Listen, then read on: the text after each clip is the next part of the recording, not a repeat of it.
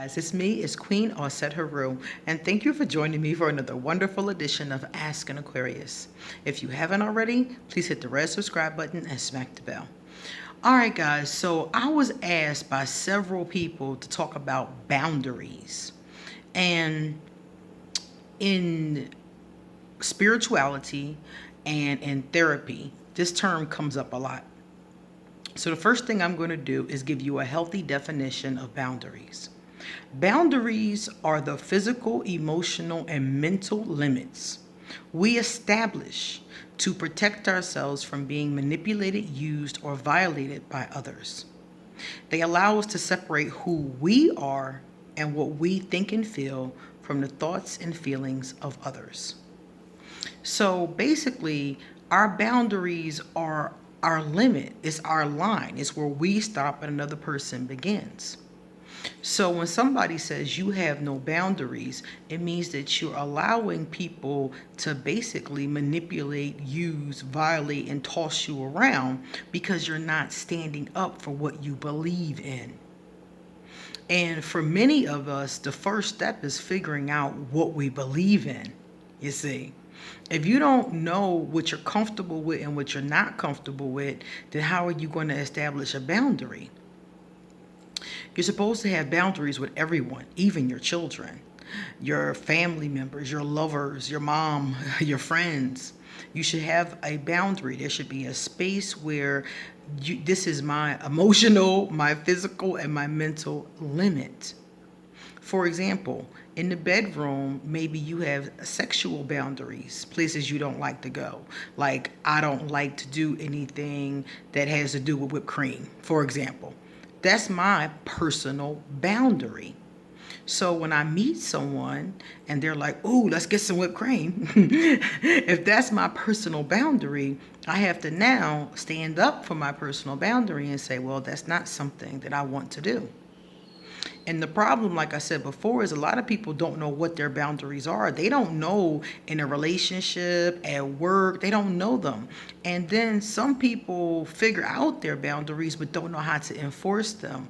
Or they lack the, I don't know if you want to call it backbone, assertion, aggression, whatever that takes to stand up for your boundaries. So this is something that happens a lot. A lot of people come to me for readings and they've been manipulated, they've been used, they've been violated, and the reason is because they did not set down a boundary at all. And if they did set down a boundary, they did not make the other person stick to the boundary. So I'm uncomfortable with you bringing your friend to my home. Your friend is, loud, rude, obnoxious, for example. And I tell you, I set my boundary. I know my boundary. I set my boundary, and I tell you, I'm not comfortable with this. And you, instead of saying, okay, I feel you, that's cool, and going and doing something else, keep bringing that friend to my house, regardless of how I feel about it. And this happens a lot in relationships, especially. So the problem isn't in this case that you haven't set a boundary or you don't know your boundary. The problem is you're allowing other people to violate your boundary. If you tell your 15-year-old son, don't take my car, and you wake up and the car is gone, he's violated your boundary. And this happens, like I said, in lots of relationships. If you tell your boss that you can't work on Sundays, and that's established that that's okay, and he keeps scheduling you on Sundays, he's crossing your boundary.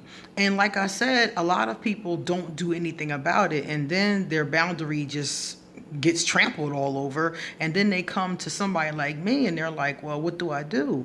Well, you have to stand up for yourself. You have to reestablish your boundary at this point and tell the person, whoever is ignoring your boundary, that you're not going to take them ignoring the boundary anymore. And how you do this is different, but based on what kind of relationship it is. So like if you're talking about your boss, how you establish that boundary is going to be different than how you would establish it with your son. Your boss is your boss. You want to keep your job. So you have to establish that boundary within the within the confines of not stepping out of turn, speaking out of turn, being insubordinate, for example. So you have to make sure that you find a way to establish that boundary without getting in trouble, is the bottom line. But you have to establish the boundary or it's not going to stop. And what happens to most people whose boundaries are violated, they don't say anything, they don't do anything, and they just grow angry. They grow resentful. They grow hurt. They don't do anything about the boundary. They don't do anything about it being disrespected, and now they're upset, but they don't really do anything. They just stay in this place of righteous, indignation, or this place of resentment. I've seen people go through this for years. A mother who's angry at her child 10, 15 years later about stepping over her boundaries consistently, but never does anything about it. And most people who are, I call them perpetual line jumpers. I heard Charlie Murphy say something like that about Rick James. So there are people who constantly step over the line. And Aquarius, by the way, are known for being perpetual line steppers. We will step over the line in our heartbeat. We are known for stepping over people's boundaries. And for me, you just got to tell me where the boundary is. See, if a person doesn't tell me they have a boundary, then I'm going to do whatever I want. That's that Aquarius shit. But if you tell me where your boundary is and I care about you, I'm not going to step over your boundary. So it depends on the kind of Aquarius you're dealing with, but we are commonly accused of being line steppers. So if you have a person who is habitually stepping over your line, then you have to stop them. They're not going to stop themselves.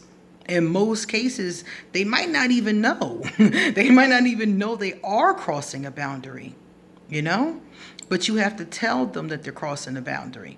For me, in the past, now I don't do this. Now I'm really clear on my boundaries.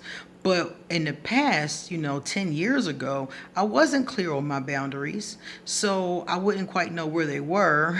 And then I would figure them out as I go along. And then when somebody stepped on one of them, I was pissed, and I wouldn't say anything until I was angry. And that's not the time to tell somebody that they've stepped on your boundary or disrespected your boundary. You don't wait till you're angry. You tell them before they cross it. That's why you have to know what your boundaries are and establish them. So a lot of people, this comes up constantly in their romantic relationships. Their husband, their wife want them to do something that they don't want to do. And they sometimes told them and sometimes haven't told them that they're crossing this boundary. So in romantic relationships, it's pretty much the same thing. Somebody crossing a boundary romantically in the bedroom, outside of the bedroom, and you need to tell them, whoa, whoa, whoa, whoa, whoa, whoa, you're crossing my boundary. But you have to tell them up front what the boundaries are, and that's only going to happen if you know. That's why I always say that you have to be together before getting into a relationship. This is one of those things about yourself you have to know. Where are your boundaries in relationships? Where are your limits? And you have to have some. Because if you don't, you're going to find yourself manipulated, used, and violated. So you have to sit with yourself and say, where are my boundaries? Where am I comfortable in a relationship? Am I comfortable living with my lover? Am I comfortable with my lover driving my car? Am I comfortable with my lover in my kitchen, around my children? Am I comfortable with different things sexually? You got to think about, before you get into a relationship, what you're comfortable with. And then during that period, when you guys are getting to know each other, during that 90-day period I always talk about, that's when you talk about stuff like that. And the person can decide, okay, I'm cool with her boundaries, okay. And yeah, I'm cool with yours. It's mutual, and you can proceed. But a lot of people don't do that. They jump right in bed. This is our 2019 dating. We jump right in bed. We haven't had too many conversations about anything. And if we like what happened in bed, we keep jumping in it. And some of us end up in a situationship. And then we start to realize the other person's boundaries or lack thereof. And for a lot of us, then here comes the problem. Because you have boundaries I'm not cool with, or you don't have any boundaries. And that's okay for me, but I do have boundaries, you see. So this is one of those kind of things that while you're single, you should be considering. While you're single, while you're not seeing anybody, while you're trying to get to know yourself, while you're healing thyself, one of the things you want to figure out is, what are you comfortable with in a relationship? For example, I know a woman who has always wanted to get married. That's her end game, getting married.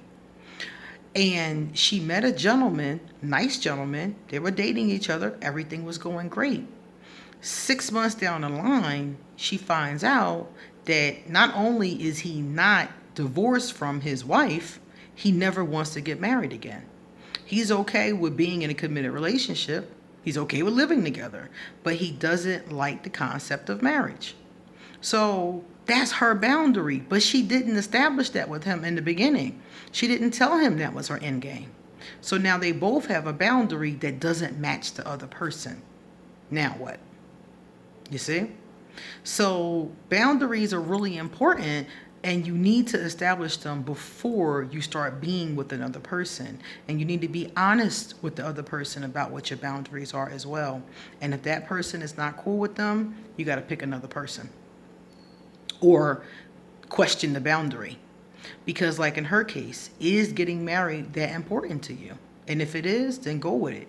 But if it's something that you're okay with just living together, you're okay with being in a long-term relationship without paperwork. So she has to ask herself, do I want this boundary? Is this boundary important to me? Or is this okay as it is? And if it's okay, that's fine. Because boundaries can change. But they have to change because you want them to, not because the other person is trying to make them. So if she's okay with their relationship as it is and not getting married, then she can maintain the relationship. But she can't just let it go because he doesn't want to do it. If he doesn't want to do it and it still means something to her, she'll grow to resent him. So she's going to have to meet somebody else if he refuses to change his mind. And maybe he will, and maybe he won't. So that's one of those kind of things where they have to talk now because they didn't establish it up front. So either they're going to proceed, or she's going to find somebody else who is more open to marriage. So that's the thing about boundaries. Let me know if you guys have any questions about boundaries, or if you've had issues with boundaries or funny stories about boundaries. Let me know in the comment section. Okay? And if you like this video, please give it a thumbs up. Likewise, if you know somebody that's dealing with this issue, please pass this video on to them and tell them I said boundaries are really important in any relationship. You must establish them, or you might run into some serious trouble. Okay? All right, guys, I'm going to get going. Please come back tomorrow because I have a lot more to say. Bye-bye.